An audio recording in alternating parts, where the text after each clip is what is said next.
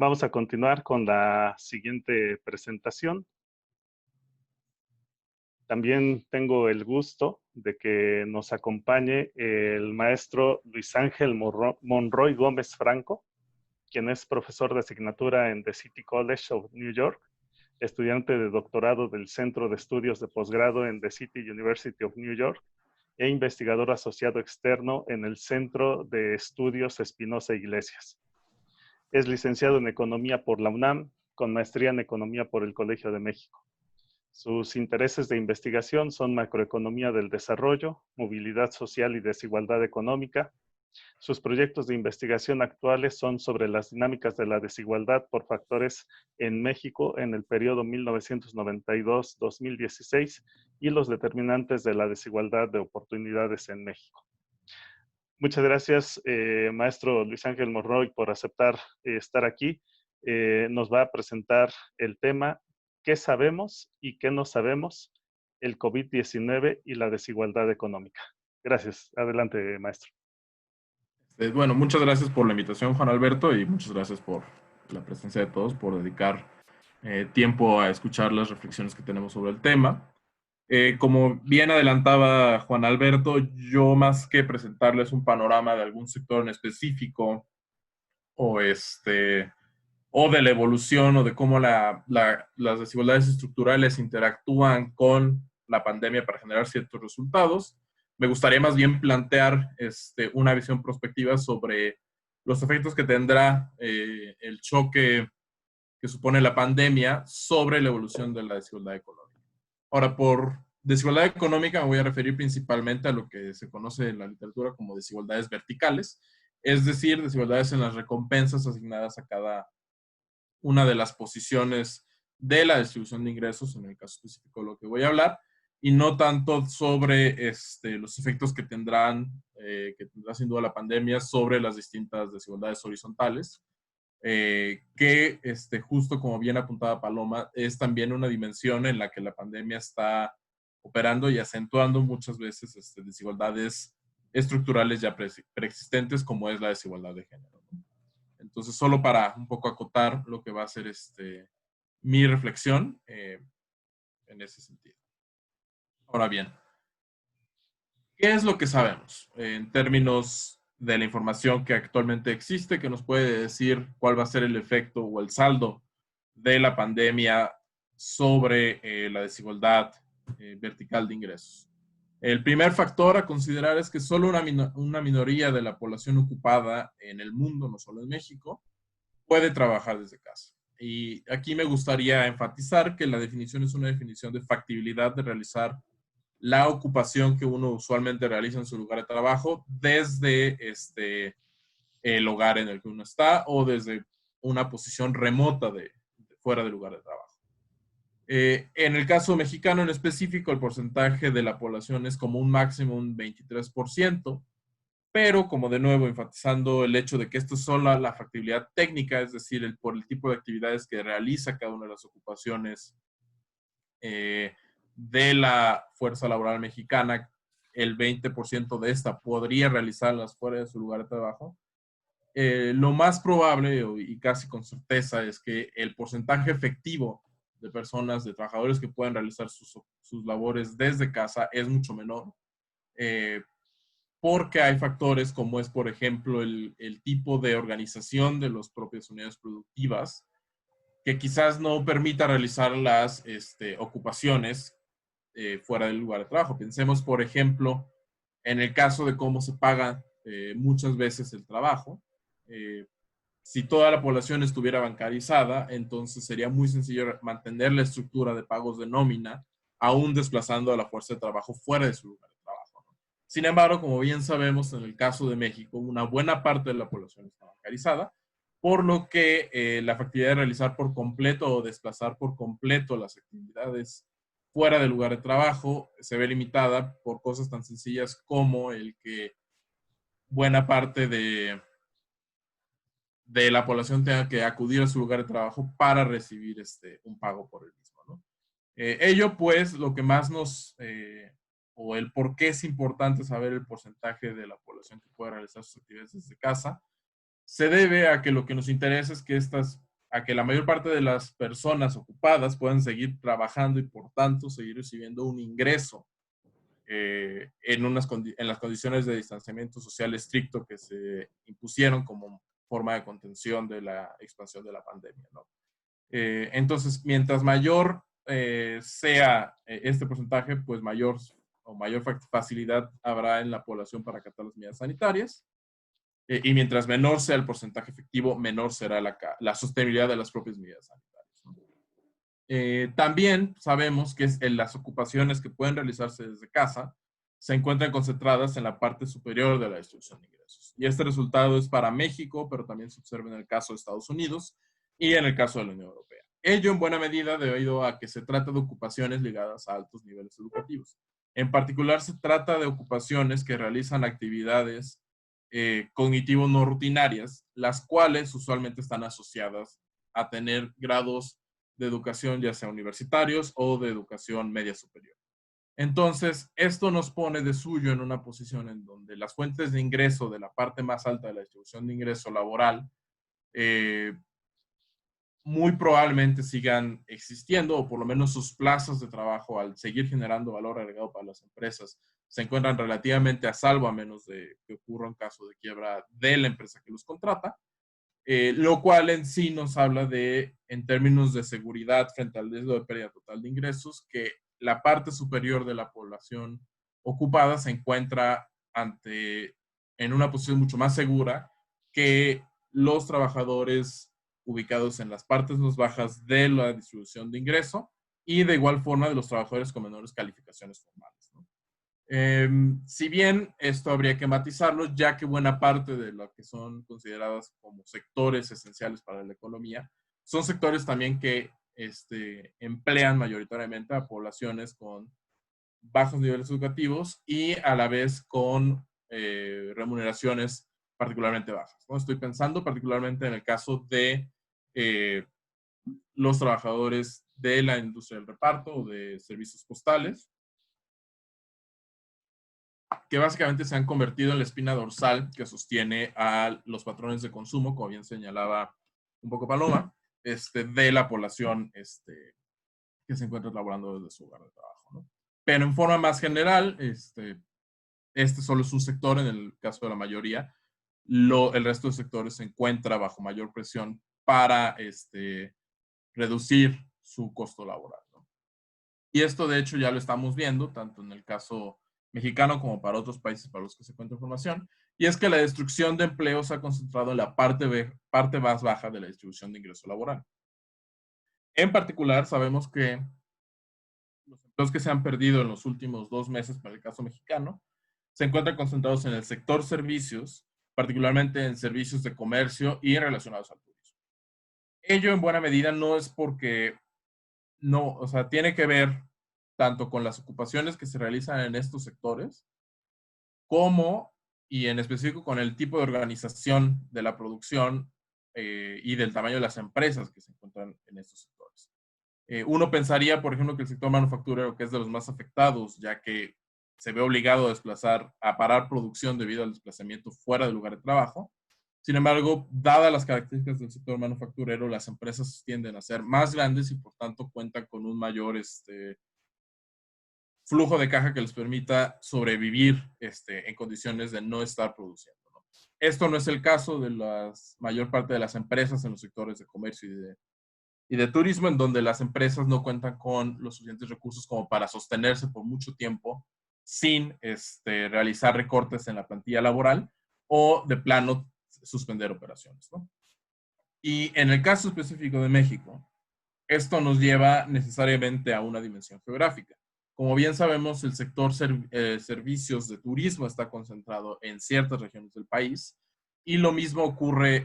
con otros sectores de la economía, ¿no? En el particular caso de la industria del turismo, lo grave de este choque es que no se percibe que exista una posibilidad de recuperación pronta, por lo menos en lo que resta del año. Es decir, es un sector que va a estar deprimido respecto a sus niveles usuales, por lo menos hasta que se cuente con la certeza de que el riesgo de contagio disminuyó sustancialmente. Dada la concentración de este sector en la región sur-sureste del país, que es la más pobre del país. Esto nos genera una preocupación, nos debería generar una preocupación de no solo un incremento en la desigualdad por un desplome en la parte baja de la distribución de ingreso versus una mayor seguridad en la parte alta de la distribución, sino también por incrementos sustanciales en la pobreza, que es algo que ya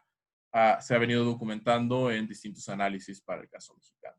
Entonces, los factores 1 y 2 nos permite pensar que la desigualdad en la distribución del ingreso laboral se verá afectada positivamente, tanto por la mayor seguridad de los ingresos de la parte alta como por la mayor inseguridad de los ingresos de la parte más baja de la distribución. En ese sentido, veríamos un proceso de polarización de esta distribución, lo cual revertiría lo que ha sido una tendencia, por lo menos en los últimos 15 años para el caso mexicano, de una disminución en la desigualdad en la distribución del ingreso laboral debido a la ampliación en la oferta de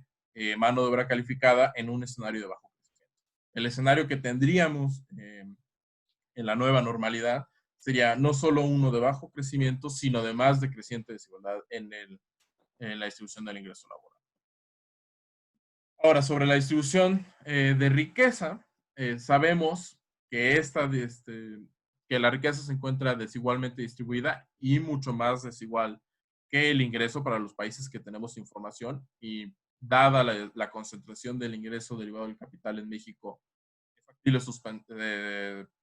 suponer que no se encuentra en un escenario muy diferente a lo que se observa en otros países del mundo. Esto implica que en realidad la capacidad de liquidar activos, le hace financieros o no financieros, para solventar el ingreso corriente de los hogares, en realidad se encuentra también desigualmente distribuida, en donde los hogares de mayor ingreso, mayor riqueza, pueden liquidar o cuentan con los activos. No solo es una posibilidad de que cuenten con, más bien no solo es la posibilidad de liquidarlos, sino el simple hecho de contar con los activos de los cuales deshacerse para obtener recursos corrientes, es una minoría en el caso de la economía mexicana. En el resto de la población, al no tener activos con los cuales solventar el gasto corriente que se ve interrumpido, ya sea por los despidos o por la suspensión de actividades en las fuentes de trabajo y de ingreso laboral, esto llevaría a un incremento en la demanda por crédito. En ese sentido, la demanda por crédito no estaría dirigida a financiar gastos de inversión, que es usualmente para lo cual se busca incentivar esta demanda, sino para el simple hecho de financiar gasto corriente, lo cual y llevaría a estos hogares a entrar en términos de riqueza a un saldo neto negativo, lo cual nos llevaría a una mayor desigualdad de riqueza, donde solamente la ya de por sí concentrada riqueza se vería aún más concentrada, dada la incursión en deuda del resto de los hogares que no pudieron desahorrar para financiar su gasto corriente. La concentración de la riqueza a su vez llevaría a una mayor concentración del ingreso derivado del capital en un número más reducido de individuos. Actualmente, la mayor parte, cerca del 90% del ingreso de capital, se concentra en el 10º decil de la distribución de ingresos. Es decir, los que ganan capital se encuentran en la parte, los que ganan ingreso derivado de la tendencia de algún tipo de bien de capital, ya sea porque tienen una empresa, una fábrica, o porque tienen activos financieros, se encuentran dentro no solo del 10%, sino del 1% más rico de la población mexicana. Al concentrarse aún más esta posesión de activos en un segmento más pequeño de la población, la concentración y la distribución del ingreso de capital se vuelve aún más desigual que antes. Y en este tema juega un papel crucial, algo que hemos visto y para lo que tenemos datos en el caso de Estados Unidos, lamentablemente no para México, que es la supervivencia de las unidades económicas, es decir, las empresas. Conforme más empresas quiebren, la concentración del ingreso derivado de capital va a aumentar. Entonces, esta dinámica nos hace sospechar que va a incrementarse la desigualdad en la distribución del ingreso de capital. Sin embargo, como veremos en unas cuantas láminas, no es del todo claro que esta será la tendencia, pero sí es cierto que veremos una mayor concentración de la riqueza y por tanto una mayor desigualdad en su distribución. Ahora, algo que sabemos además, dada la comparativa internacional, es que en aquellos países en donde los sistemas de salud no son totalmente públicos y no son universales, la pandemia lleva a ciertos lugares a incurrir en gastos catastróficos para poder solventar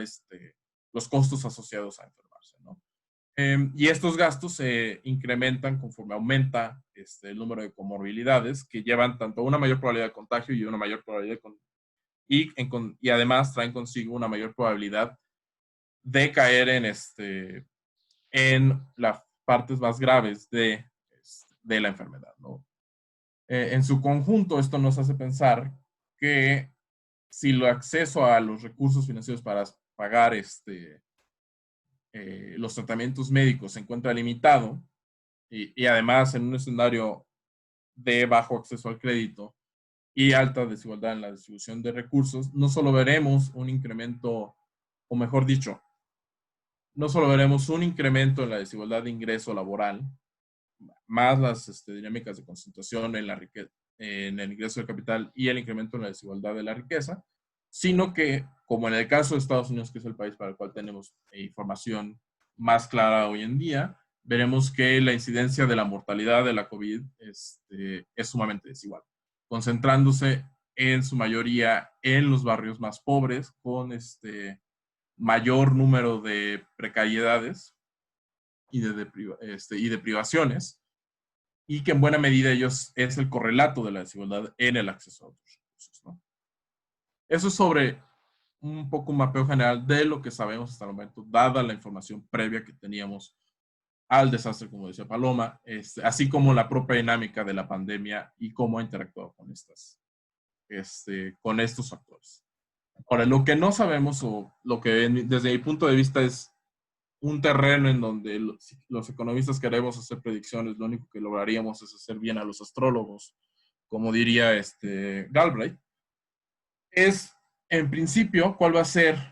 la dinámica de la desigualdad del ingreso total. Si bien el ingreso laboral sabemos que se va a concentrar y a volver más desigual su distribución, por lo que anteriormente, no es del todo claro lo que va a ocurrir con el ingreso derivado del capital. Por un lado, porque, como ya mencionaba, va a ocurrir una mayor concentración de capital en menos manos, fruto de las quiebras y a su vez del auge de ciertos sectores. Hace poco, quizás el ejemplo más claro de esto fue la noticia que salió del incremento de las ganancias de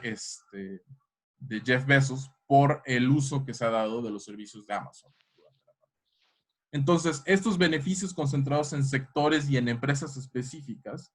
junto con la concentración del capital físico, es decir, de la riqueza, derivado del fruto de las quiebras de otras empresas y otros sectores, son factores que llevarían a pensar que el ingreso de capital se iría concentrando más una vez como fruto de la pandemia. Sin embargo, al mismo tiempo, existen factores que permitirían pensar que la distribución del ingreso de capital, de hecho, se vería afectada para hacer menos desigual esta distribución. Por un lado, por la magnitud de las pérdidas de los mercados de valores, los cuales afectan no solo a los más ricos, que es usualmente la percepción que se tiene,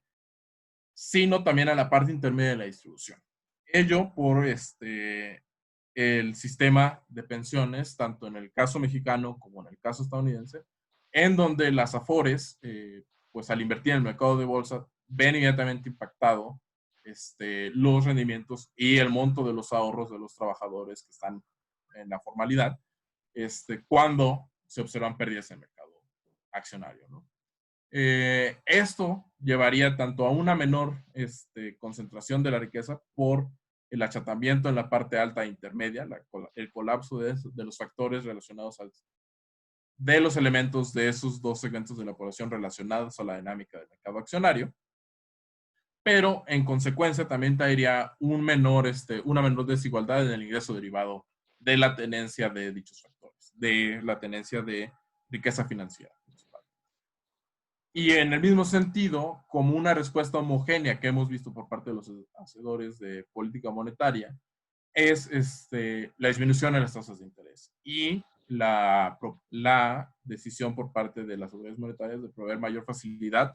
para el otorgamiento de créditos. Esto castiga como tal al ingreso derivado del capital solo por los rendimientos, ya que la tasa con la cual se generan estos disminuye, ¿no? Entonces, en conjunto, estos dos factores no nos dejan tener como una perspectiva totalmente clara de lo que ocurría con el ingreso del capital. Y en suma, las dos dinámicas, tanto la del ingreso laboral, que sabemos que se va a volver más desigual, junto con este signo que no conocemos de la dirección del cambio en la distribución del ingreso del capital, pues no nos permiten decir qué ocurrirá con la desigualdad del ingreso disponible o del ingreso total de los hogares, ¿no? A ello hay que sumar además lo que ocurrirá con las distintas intervenciones de política pública vía transferencias que influyen sobre dicho ingreso, ¿no? Ello entonces un poco como precaución para evitar decir, desde mi punto de vista no podemos decir mucho sobre cuál va a ser la dinámica de la desigualdad derivada de la pandemia, pero sí podemos hablar un poco con mayor certeza sobre lo que ocurrirá con la desigualdad del ingreso laboral. Ahora, si bien no podemos decir nada sobre el signo, tampoco podemos decir mucho sobre la magnitud. ¿Por qué? Sabemos que la respuesta de política pública varía de país en país e influye directamente sobre la magnitud con lo que las tendencias que mencioné anteriormente operarán sobre la desigualdad. Es decir, si tenemos países en donde la intervención va focalizada a evitar el colapso de los ingresos de la población trabajadora de menores salarios, lo más probable es que este desplome o este incremento en la desigualdad en la distribución del ingreso laboral será menor a lo que observemos en países en donde este tipo de intervenciones de plano no existen o son muy disminuidas, ¿no? A ello hay que sumar también el tipo de recuperación económica que surge en términos de su dinámica distributiva. Sabemos que va a haber sectores que van a permanecer colapsados por un periodo de tiempo prolongado y este colapso tendrá implicaciones directamente sobre la distribución del ingreso, dado que son sectores que emplean a individuos que depositen ingresos. Entonces, la forma en que los distintos sectores se vayan reactivando y a su vez inicien sus procesos de contratación, en el caso de que tengan la posibilidad de hacerlo, determinará en buena medida cómo se vaya moviendo la distribución del ingreso laboral en este caso, cuando termine la fase de emergencia de la pandemia. Y en ese sentido, pues no podemos decir mucho sobre cuál va a ser el saldo final del choque, digamos, en 1 o 2 años, en términos de cuál va a ser la distribución del ingreso, no solo en México, sino en el resto. Y tampoco sabemos mucho sobre la permanencia del choque en la desigualdad. Si bien, por lo que vemos de los países europeos y las distintas intervenciones públicas de funcionarios de la región europea principalmente, de algunos países latinoamericanos, existe una revaloración de lo público y ha hecho cierta conciencia sobre los efectos de la desigualdad en la forma en que se reacciona ante choques como es la pandemia global de una enfermedad como la COVID. La contracara a ello es que en un contexto en donde la supervivencia se ve amenazada, una reacción podría ser el reforzamiento de los elementos institucionales que sostienen la desigualdad de ingresos, ¿no? Lo vemos un poco en el caso de los países latinoamericanos como Brasil y México, en donde más que existir una revelación sobre la necesidad de implantar políticas redistributivas, lo que ocurre es que aquellos sectores que se encuentran relativamente a salvo de los efectos del choque negativo en términos económicos, buscan preservar esa seguridad a costa de, el financiamiento de programas que podrían cerrar la brecha con el resto de la población, ¿no? Entonces, en ese sentido, a mí no me parece tan claro y quizás sea un poco menos optimista que terminaría en una nota mucho menos optimista que la que terminó Paloma, que la crisis necesariamente nos va a llevar a un escenario en donde decididamente habrá una búsqueda por menor desigualdad, dada lo patente que volvió la pandemia, los efectos de la desigualdad. Creo que el riesgo está en que también, dado el riesgo a la supervivencia que supuso la pandemia y que supone la enfermedad, una reacción puede ser la contraria, puede ser el reforzamiento de los sistema, los elementos institucionales de distribución, no solo de poder económico, sino de poder político, que permitan el sostenimiento del régimen de alta desigualdad que vemos en países como México y como Estados Unidos, ¿no? Y con esas notas precautorias yo cerraría mi intervención por el momento. Muchas gracias, maestro Luis Monroy Gómez Franco, por esta muy interesante presentación que igualmente nos muestra el problema que tiene que ver con otro tipo de restricciones estructurales y que nos muestra finalmente cómo la crisis por esta pandemia afecta de manera desigual a los sectores participantes en la población. Vayamos preparando preguntas para nuestros expositores a fin de que haya una retroalimentación.